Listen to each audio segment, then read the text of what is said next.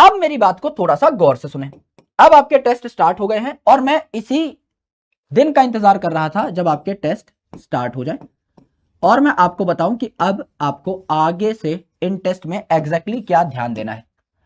I would request to take out your notebooks or some sticky note or some piece of paper as well as a pen in your hand। सारी important बातें जो मैं यहां पर बता रहा हूं उसको सिर्फ सुनना नहीं है बल्कि अपने जीवन में उतारना है। Because if you are targeting a rank जो कि बहुत अच्छी हो, जो कि आपको अपने ड्रीम मेडिकल कॉलेज में लैंड करा पाए, देन आपको टेस्ट एनालिसिस कुछ इस प्रकार से करना है जैसे मैं बता रहा हूं। और इस चीज को आप मिस नहीं कर सकते। आप आज का लेक्चर मिस कर दो पर आप इस बात को मिस नहीं कर सकते। बहुत गौर से सुनना। As a mentor, as a guide, as a teacher, as an elder brother, this is the best piece of advice that I can put forth today। इससे बढ़िया मेरे पास आज देने के लिए कुछ भी नहीं। आराम से मेरी बात सुनिए। आज कई बच्चे टेस्ट देकर आए। कईयों का स्कोर बन रहा होगा 550, कईयों का बन रहा होगा 450, कईयों का बन रहा होगा 300, कईयों का बन रहा होगा 200, doesn't matter. The only thing which is constant in all those students is that they need to improve। Even if a student is scoring 700 marks, अगर आपका स्कोर है, लेट से कोई आर स्टूडेंट है, कोई एस स्टूडेंट है, कोई P student है, लेट से यहां पर इसका स्कोर जो है ये आ रहा है 710, तो भी तो मेरे भाई इंप्रूवमेंट का स्कोप है ना। यहां पर आ रहा है 705, तो भी तो इंप्रूवमेंट का स्कोप है। यहां आ रहा है 700, तो भी तो इंप्रूवमेंट का स्कोप है। सिर्फ 720 वाला बच्चा ये बोल सकता है कि भैया मेरे तो पूरे मार्क्स आ रहे हैं, मैं तो संपूर्ण बच्चा हूं। जब तक मेरे 705 710 नहीं आएंगे तब तक मैं इंप्रूवमेंट का स्कोप लेकर के नहीं बैठा हूं। अदरवाइज एक बच्चा जिसका 5 नंबर भी कटा है, क्या वो इंप्रूवमेंट का स्कोप लेकर के बैठा है? बैठा है गुरुजी, एकदम सही बात है। अब इंप्रूवमेंट आएगी कैसे, that is a concern. Improvement कैसे आएगी ये आराम से देखना। जब भी आप टेस्ट देकर के आओ, आज मैंने टेस्ट दिया और टेस्ट की टाइमिंग क्या थी मेरी? टेस्ट की टाइमिंग थी गुरुजी मेरी 2 PM से 5 PM, जस्ट फॉर रेफरेंस। मैंने 3 घंटे में अपना टेस्ट दिया, बढ़िया तरीके से मैंने टेस्ट अटेम्प्ट किया है। पहली बात तो मैंने ऑनेस्टली टेस्ट अटेम्प्ट किया है या नहीं, ये बहुत मैटर करता है। ऑनलाइन में अगर मैं टेस्ट दे रहा हूं तो honesty is the best policy, ये मुझे देखना है। अब मैंने समझ लीजिए ईमानदारी से टेस्ट दिया एंड मेरे नंबर बन रहे हैं 450। इन 450 नंबर के बाद what can I improve? What can I improve? बहुत स्कोप है सर। 450 से 550 पे जाना है, 650 पे जाना है, 720 तक जाना है। बहुत ज्यादा नंबर का स्कोप पड़ा हुआ है गुरुजी मेरे पास तो 270 नंबर का स्कोप सीधा सीधा दिखाई दे रहा है मुझे। करेक्ट, एकदम दिखाई दे रहा है सर। अब मेरी बात को गौर से सुने। बच्चे क्या गलती करते हैं? They focus on these 270 marks कि मैं इसको कैसे ले आऊं। You should focus upon these marks also कि ये कैसे आए, ये कैसे आए ये भी देखना है। गुरुजी ये तो आ ही गए हैं, इनमें क्या देखना है? नहीं, मैं समझाता हूं। इनमें से कौन सा एक ऑर्गेनिज्म नहीं है? इनमें से कौन सा एक ऑर्गेनिज्म नहीं है? ऑप्शन 1 पेड़, ऑप्शन 2 ह्यूमन, ऑप्शन 3 पॉर्क्यूपाइन, ठीक है, ऑप्शन 4 चेयर। सर ये तो बड़ा आसान है। चेयर जो है ये एक ऑर्गेनिज्म नहीं है, तो देश का बच्चा बच्चा जानता है। 4 नंबर मिल गए गुरुजी, बहुत खुश हो गए हम। क्या आपको पता है पॉर्क्यूपाइन क्या होता है? ये कौन सीखेगा?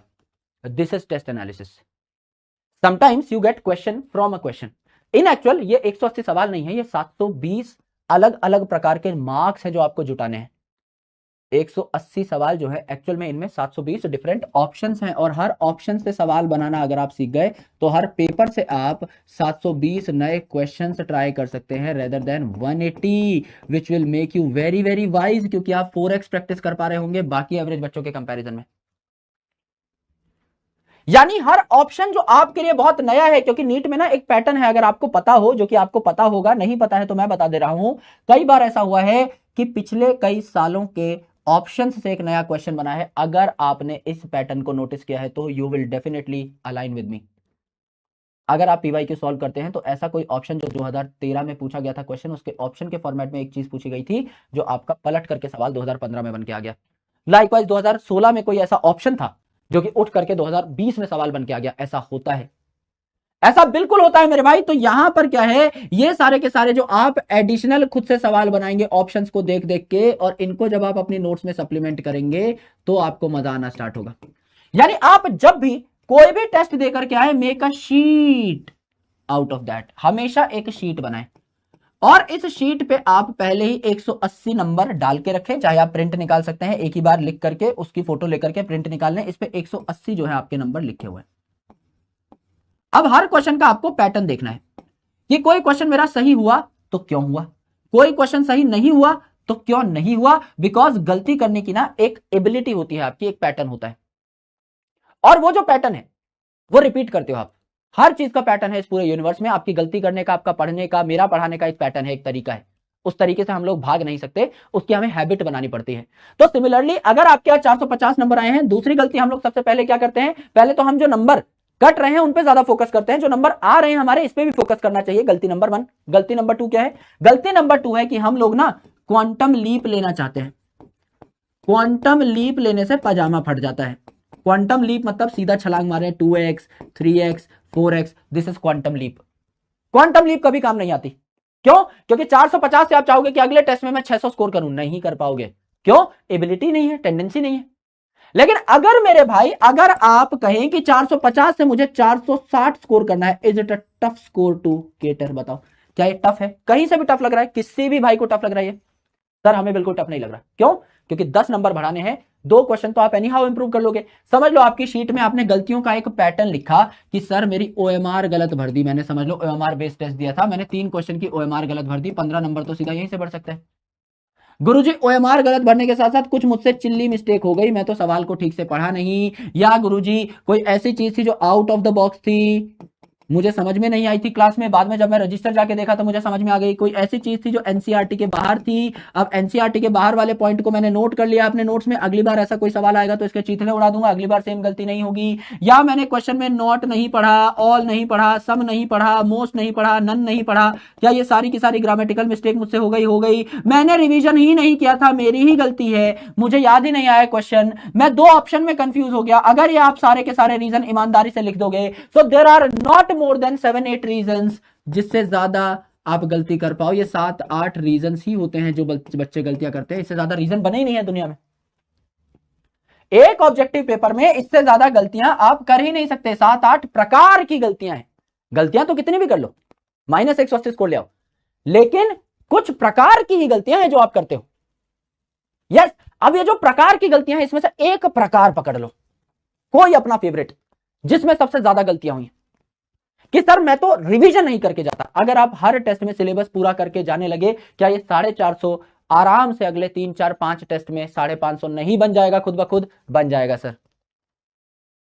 अगर आपने सिली मिस्टेक करना अवॉइड कर दिया, हर क्वेश्चन को मार्क कर करके इज्जत से ईमानदारी से पढ़ना शुरू कर दिया, हर वर्ड पे फोकस करना स्टार्ट कर दिया, हर ऑप्शन को देखा, चारों ऑप्शन देखने के बाद ही आंसर लगाना स्टार्ट कर दिया, तो क्या मेरे भाई ऑटोमेटिकली आपका ये 550 से धीरे धीरे 10 टेस्ट बाद 600 नंबर नहीं हो जाएगा? बिल्कुल हो जाएगा। एंड आज के 450 स्कोर से लेकर के आगे एंड के 700 स्कोर के बीच में कम से कम 40, 50, 60 टेस्ट आते हैं। गलती ये करता है बच्चा कि हमें रिजल्ट चाहिए बहुत जल्दी, we are very less patient, and इस पूरी जर्नी में पेशेंस इज द ओनली की, ये जिताती है आपको। ये हमारा सबसे बड़ा हथियार है, it is our weapon.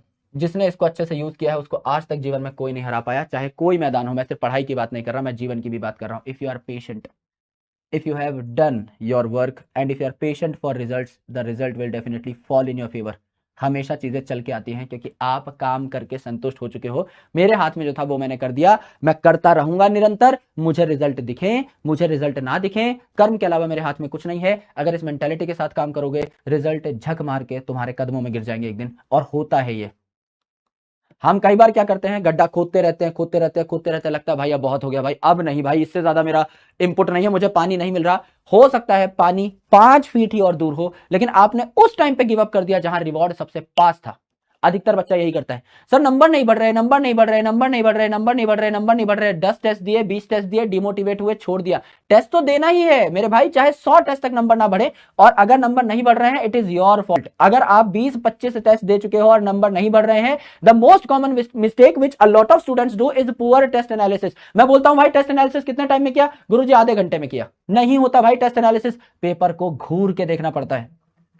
Paper की निगाहों में देखना पड़ता है मेरे भाई, सवालों से सवाल निकालने पड़ते हैं, सवालों से बात करनी पड़ती है। वो जो कोरे पन्ने हैं वो बोलने लगते हैं, रहस्य उगलने लगते हैं, तब तक उस पेपर को आंखें फाड़ के देखना पड़ता है।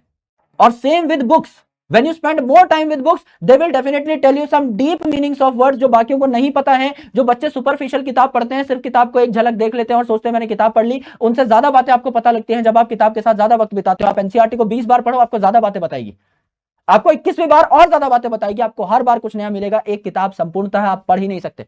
कोई कहानी की किताब है उसको आप पढ़ सकते हो, ये जो कंसेप्चुअल किताबें होती है एक बार में इससे ज्ञान नहीं जुटा सकते, आप सारा सब नहीं निचोड़ सकते।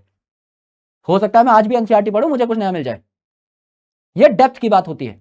और ये आप एग्री करोगे, अगर आपने 10 बार एनसीईआरटी पढ़ी है अपने जीवन में, आपको पता होगा 11वीं बार भी पढ़ोगे कुछ नया मिलेगा कि भाई ये लास्ट टाइम मिस हो गया था, या इस तरीके से समझ में नहीं आया था जिस तरीके से ऑथर ने लिखा था।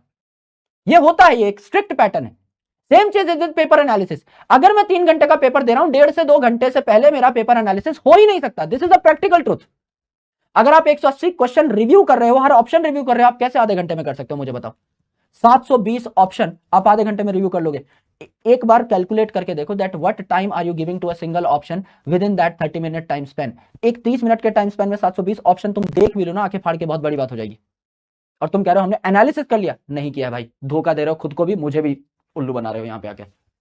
ऐसे नहीं होता। पढ़ाई बहुत ईमानदारी मांगती है दोस्त, बहुत ईमानदारी मांगती है। पेपर एनालिसिस ज्यादा ईमानदारी मांगता है। और वो बच्चे जो खासकर स्टक हो जाते हैं, तुम्हारी जो सबसे बड़ी प्रॉब्लम है ना, that is paper analysis only. ये इतनी भारी चीज है, ये लगती है बहुत टुच्ची सी चीज, इतनी भारी चीज है, it can bring you your favourite medical college. आराम से तुम जो सोचोगे वो सब हो जाएगा, क्योंकि आप एक ऑब्जेक्टिव पेपर की तैयारी एक थ्योरेटिकल प्रिपरेशन से नहीं कर सकते। मैं वीडियो देख के स्विमिंग नहीं सीख सकता, मुझे उतरना पड़ेगा दरिया में, तब जाके मैं स्विमिंग सीखूंगा, क्योंकि मुझे यह पता लग गया है कि हाथ पैर मारने कैसे हैं। लेकिन जब तक मैं उन लहरों का सामना नहीं कर लेता, मुझे स्विमिंग नहीं आएगी। Some things need practicality. If your paper is theoretical, तो थ्योरेटिकल तैयारी करोगे ना, बोर्ड का पेपर दोगे, थ्योरेटिकल तैयारी से निकल जाएगा, 90 नंबर आ जाएंगे, 95 नंबर आ जाएंगे, मैं तो खुद कह रहा हूं। लेकिन when you are preparing for an objective examination you can't go with theoretical preparation। ऐसे अधिकतर बच्चे होते हैं जो क्लास में बोलते हैं सब समझ में आ गया, सवाल नहीं बनते। Question solving is a different game. Question solving needs a different ability. ऐसे कई बच्चे हैं जिनको तुमसे कम नॉलेज होगी, जो तुमको दे के मारेंगे भाई, पेपर में उठा के पटक देंगे नीचे, दबोच लेंगे। क्यों? Because they have a problem solving aptitude. ऐसे कई बच्चे होते हैं जिनकी स्किल्स बहुत अच्छी होती है। And this is a skill based game, this is not a knowledge based game. यहाँ कौन जीतेगा? जिसको बहुत नॉलेज है। तुम बायोलॉजी की 10 किताब पढ़ के चले जाओ, कितने आएंगे? 360 ही आएंगे ना मैक्सिमम। और एक बच्चा एनसीईआरटी को 10 बार पढ़ के भी 360 लेके आएगा, और वो बचा हुआ टाइम जो तुमने बायोलॉजी की किताबें एक्स्ट्रा पढ़ने में निकाल दिया, उसको फिजिक्स केमिस्ट्री में लाके तुम्हारे फिजिक्स केमिस्ट्री में धज्जियां उड़ा देगा, और मेडिकल सीट तुम्हारे मुंह में हाथ डाल के छीन लेगा। It is a competition, you need to understand this thing very well, कि बहुत ज्यादा पढ़ने से सिलेक्शन नहीं होगा मेरे भाई, बहुत कंसाइज चलना पड़ेगा, और उस कंसाइज चीज को मल्टीपल टाइम्स पढ़ना पड़ेगा, अलग अलग फॉर्मेट में, जिससे तुम बोर ना हो। ये तरकीब है कॉम्पिटेटिव एग्जाम निकालने की। हर कॉम्पिटेटिव एग्जाम तुमसे कुछ डिमांड करता है, तुम्हें उन डिमांड्स को समझना होगा मेरे भाई। और नीट क्या डिमांड करता है? नीट डिमांड करता है पेशेंस वाली preparation for a longer time with limited confined resource with a lot of practice with a lot of analysis. ये if you do anything with maths, if you do anything with numbers, you will definitely kill the game. किसी भी चीज को अगर आप नापना सीख गए, किसी भी चीज को लाइफ में, धंधा कर रहे हो, बिजनेस कर रहे हो, नापना सीख गए, खुद की प्रोडक्टिविटी को डेली बेसिस पे नापना सीख गए। आज मैं 7 घंटा 10 मिनट पढ़ा था, कल मैं 8 घंटा पढ़ के दिखाऊंगा। The things you can measure you can improve, क्योंकि उसके साथ एक डायरेक्टली नंबर एसोसिएटेड है, और नंबर्स झूठ नहीं बोलते। मैं और तुम झूठ बोलते हैं, हिंदी भाषा झूठ बोलती है, इंग्लिश भाषा झूठ बोलती है। आई वर्कड अलॉट, कितना अलॉट भाई?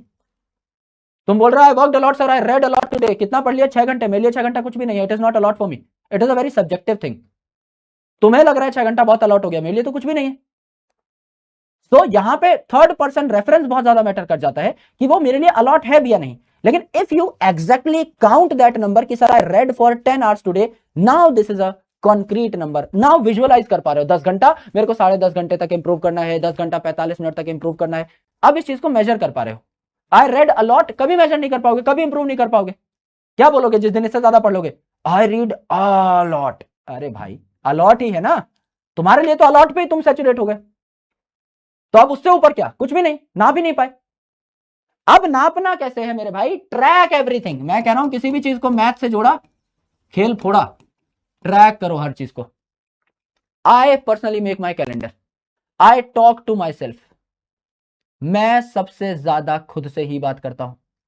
चैट नहीं है, चैटे हैं खुद से ही। जब भी मेरे दिमाग में कोई आइडिया आता है, I type it to my self. I have a personal chat, और व्हाट्सएप ये ऑप्शन देता है।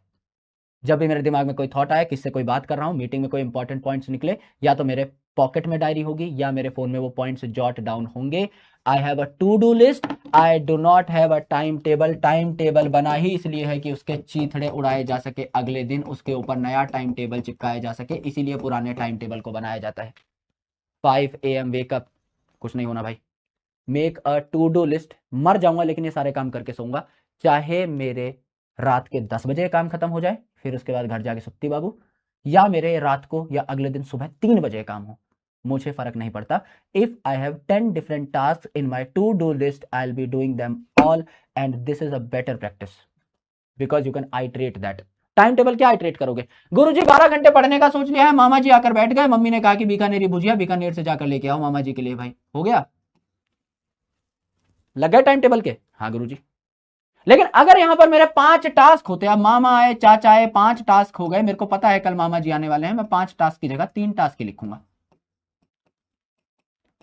इनको लेकिन पूरा करूंगा, संतुष्ट रहूंगा, जीवन में मौज काटूंगा। This is the real game. So कौन से क्वेश्चन गलत हुए ये फोकस करना इंपॉर्टेंट है, कौन से क्वेश्चन सही हुए, क्यों सही हुए, क्या इनमें कोई ऑप्शन मिस तो नहीं हो रहा है, क्या कोई इंफॉर्मेशन लैग तो नहीं है, ये करना ज्यादा इंपॉर्टेंट है। दूसरी इंपॉर्टेंट चीज, कभी भी ये जो प्रोग्रेस है 450 से 500 एक टेस्ट में नहीं आएगी, 40 50 60 टेस्ट भी लग सकते हैं 700 नंबर तक पहुंचने में। तो पेशेंस इज द की, रास्ते में टूटना मत, क्योंकि मुझे पता है तुम्हें रिजल्ट नहीं मिलेंगे अधिकतर बार, तो रास्ते में टूटना नहीं है। This is the second thing. तीसरी चीज, लॉन्ग रन सोचो, कभी भी क्वांटम लीप के बारे में नहीं सोचना है कि मैं अचानक से बहुत इंप्रूव कर पाऊं। Always take gradual jumps. हर चीज को मैथमेटिकली काउंट करो, अपनी एक ट्रैकर शीट बनाओ, इस पे लिखो कि कौन सी गलती हुई, क्यों नहीं हुई, everything it will tell you about your pattern. हर चीज को चाहे तो अलग अलग कलर के पेन से लिखना, जिससे पैटर्न्स हाईलाइट होते रहें। चीजों को काउंट करना सीखो, तो आपको इन 7-8 रीजन में से एक एक रीजन पकड़ के उसको 3-4 टेस्ट में सुधार लेना है। तो 7-8 रीजन होंगे, तो अगले 32-33 टेस्ट में आपके सारे के सारे मेजर मिस्टेक्स जो है वो गायब हो चुके होंगे। एंड जब भी आप अपनी परफॉर्मेंस को ट्रैक करेंगे, जब भी आप टाइम टेबल पे रिलाई ना करके टू डू लिस्ट पे रिलाई करेंगे, you will always kill the game. आप हमेशा बाकी बच्चों से बेहतर दिखेंगे। अब एक सच भी सुन लो, वो सच ये है कि यहां पर कई सारे बच्चे बैठे हैं, दबाकर बच्चा बैठा है यहां पर। इन बच्चों में से द सक्सेस रेशियो जो इस चीज को करेंगे एंड तक, दैट इज 1%। ये बात आप भी जानते हो, मैं भी जानता हूं, मैं कुछ छुपाता नहीं हूं। I been a very honest guide since the beginning of my career. मैं हमेशा बहुत सटीक और बहुत साफ सुथरी बात करता हूं, मैं घुमाता फिराता नहीं, मैं कोई इमोशनल गेम नहीं खेलता। ये 1% ही करेंगे तुम में से, तुम भी जानते हो, मैं भी जानता हूं। ये 1% कौन होगा ये आप डिसाइड करोगे आज बैठ करके, मैं नहीं बता सकता। This is you. When I do something, I make sure that I be a part of this 1% pool और 0.1% pool। मुझे 100 में से एक या 1000 में से एक बनना है, मुझे अपने गेम में बेस्ट बनना है। This is my strategy when I enter anything. अगर मैं कुछ कर रहा हूं, मैं सम्मानजनक करूंगा, इज्जतदार करूंगा, वरना मैं नहीं करूंगा। Similarly if you want to come into this game, you please make sure कि एंड तक जाओ, बिकॉज एंड रिजल्ट मैटर करता है। बीच में उतार चढ़ाव सबके आते रहते हैं। अब आप में से कितने लोग सीरियसली इस चीज को फॉलो करेंगे, बिकॉज आज सुन के अच्छा लगेगा, डोपामीन रश आएगा, शुरू के 3-4 दिन फॉलो करोगे, because that consistency is not for all. हर कोई कर ही नहीं सकता।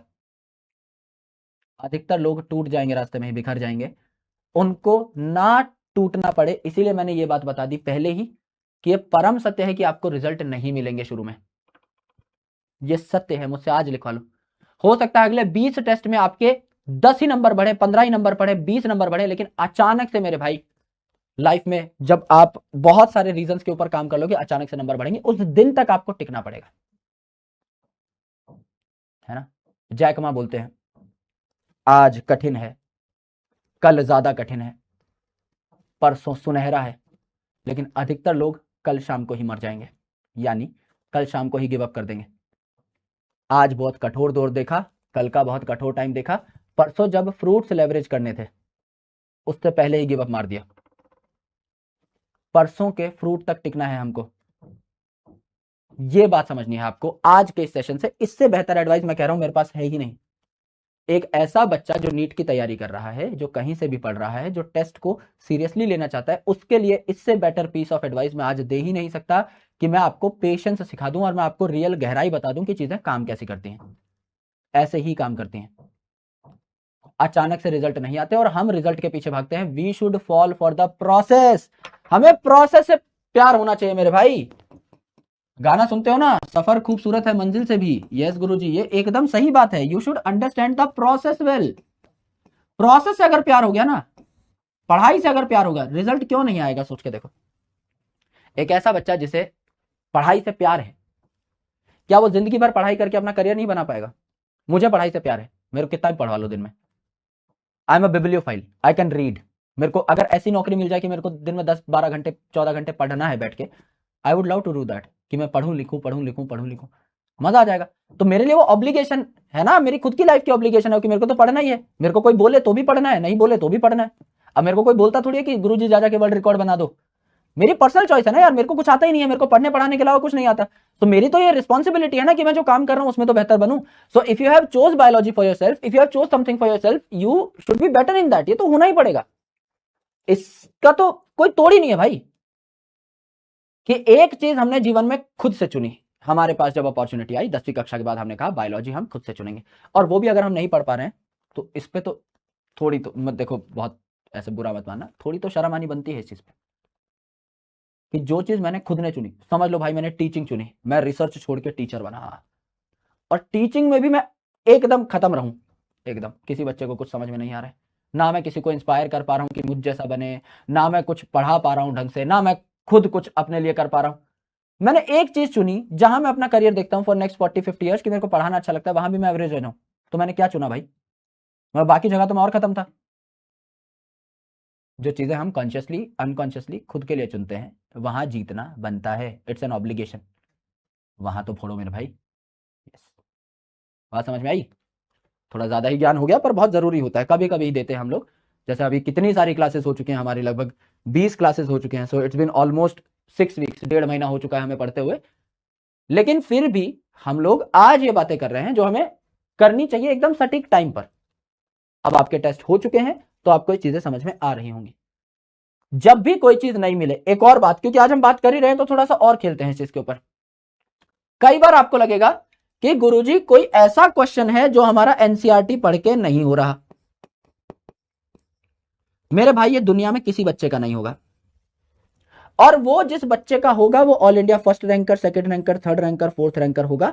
अगर आप उस लेवल के बच्चे हो, आप ओलंपियाड वगैरह क्रैक करके गए होगे, तो मेरे भाई आपको ऑटोमेटिकली रिसोर्सेज पता होंगी, ज्यादा रिसोर्सेज आप पढ़ रहे होगे। आप कैम्बल एंड रीस पढ़ रहे होगे, सदावा पढ़ रहे होगे, रेवन जॉनसन पढ़ रहे होगे, प्रेस्कॉट्स पढ़ रहे होगे, आप लेहनिंजर पढ़ रहे होगे। आप अलग अलग जगह से पहले ही अपने रिसोर्सेज सेट कर चुके होगे, आपको वहां पर गाइडेंस की जरूरत नहीं है। मैं कह रहा हूं, अगर 360 में से एक सवाल आपका बाहर से आया और आपसे नहीं भी हुआ है, आपने गलत भी कर दिया है, 355 नंबर कोई कम है क्या?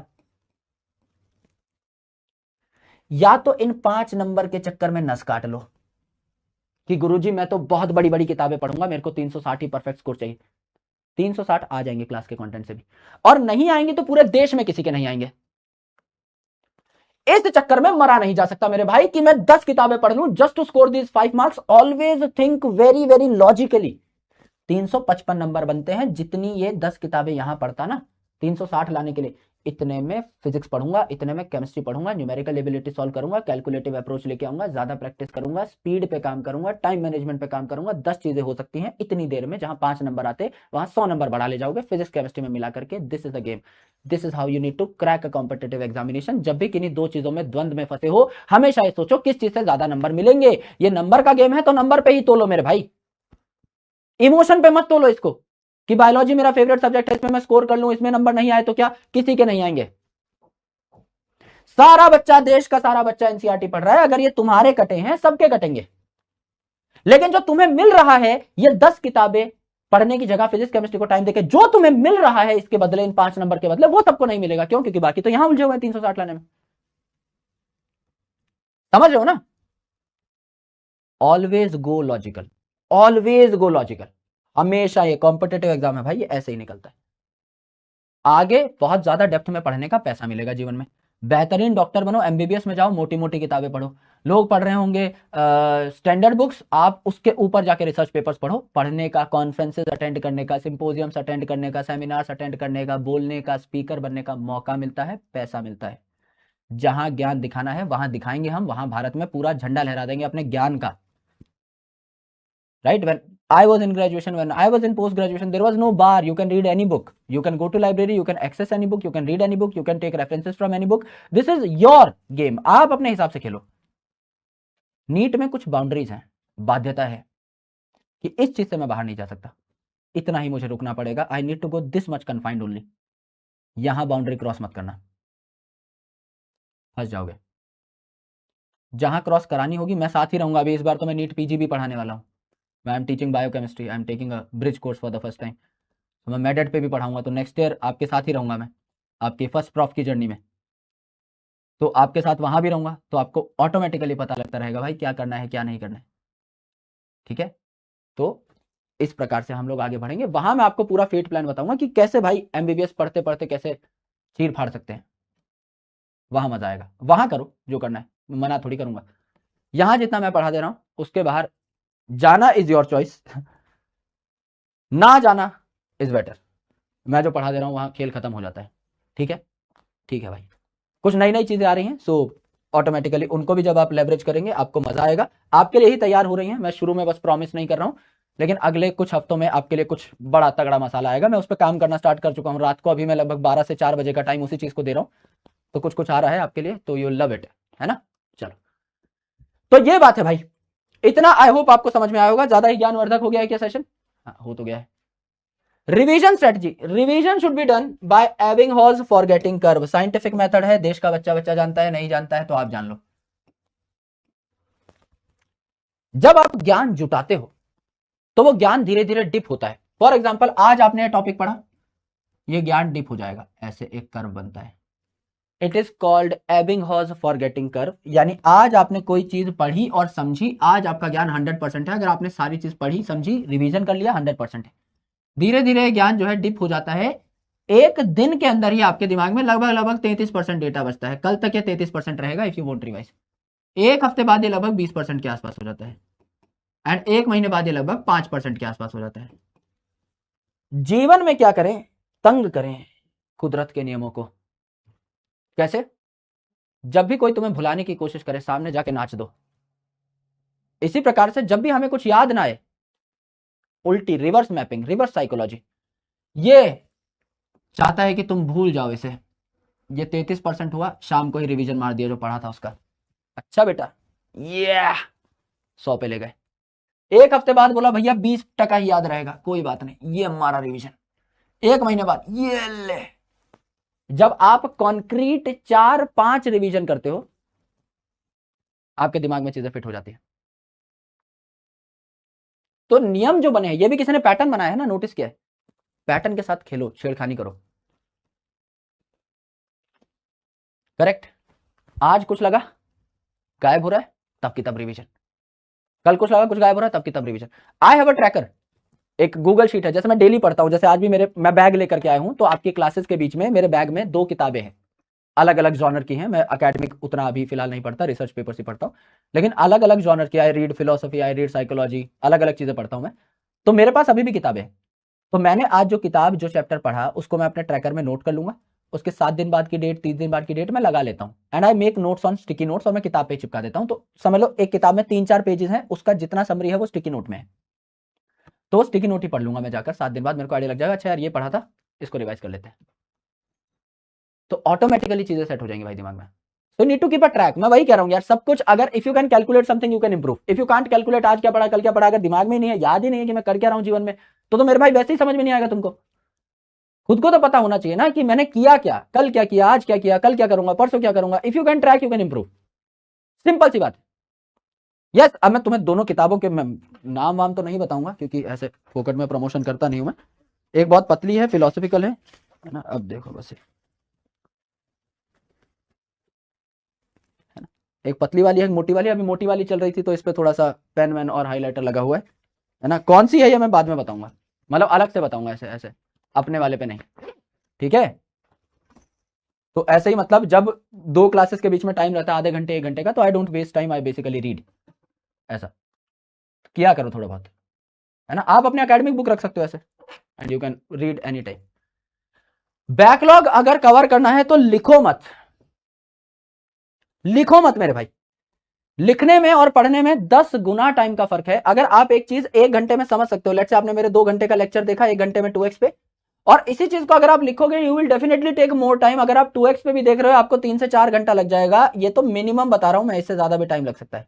अगर आप एक एक चीज रंगा रंग लिख लिख के करोगे तो 3 से 4x का भी अगर आप टाइम गैप लेके चलते हो तो मेरे भाई लिखना फिलहाल छोड़ो। जैसे हम स्कूल में करते हैं ना कि भाई कोई लेक्चर मिस हो गया, फटाफट जाके किसी दोस्त की कॉपी मांगी, रगड़ दिया सारा काम।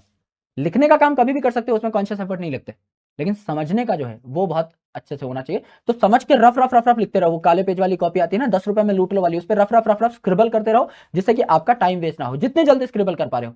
Don't try to make very good notes. लेकिन एक बार समझ लिया, अब हो गया, शांति हो गई कि हाँ लेक्चर देख लिया, अब जब मेरे पास टाइम होगा कभी रात में दिन में बैठ के मैं नोट्स तो कभी भी बना लूंगा, तो कोई दिक्कत नहीं। तो that's how you can crack backlogs, है ना। और रिकॉर्डेड देख सकते हो चीजें जब रात में टाइम मिले तो, उस हिसाब से, है ना। ठीक है, ठीक है भाई। ऑल राइट, इतनी बात है बस, ये आपकी बातें हैं। I hope you understood the things well.